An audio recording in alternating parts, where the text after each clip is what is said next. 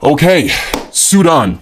Let's talk about it. You've probably been seeing comments everywhere, and that's for good reason, because reports say that around 2,000 people have been killed in just 48 hours. And they say that these are executions. These are killings of unarmed men and women, which is a war crime under international law.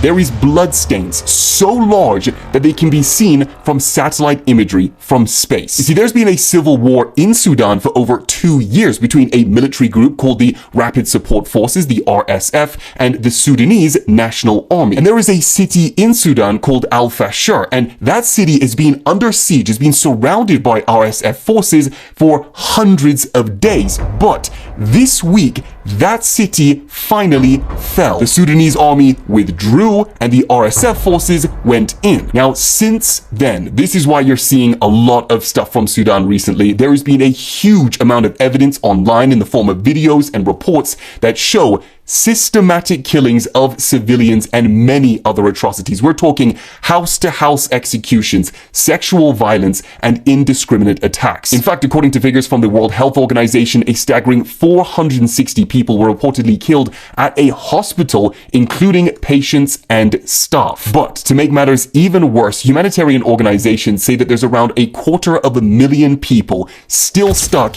in the city trying to get out. Even before Al Fashir fell, the UN and many other NGOs said that Sudan was facing the worst humanitarian crisis in the world and the world's largest displacement crisis. But now that could be on a whole other level. Those civilians left, they face violence, disease, starvation, and little to no healthcare. Now, the RSF, they do claim that they are providing safe corridor for civilians to leave the area, but the UN and many other human rights organizations, they say otherwise. And here's the part that makes people especially worried when they're seeing this, because there is a precedent for this, and it is horrifying. Roughly 20 years ago, Arab militia known as the Janjaweed committed genocide against ethnic Africans. And here's the thing, the RSF, the ones that are now in control of Al Fashir, that is a group that emerged from Janjaweed. So what happens now? No one knows, but the situation is bleak. So I'll keep you guys updated as the situation develops.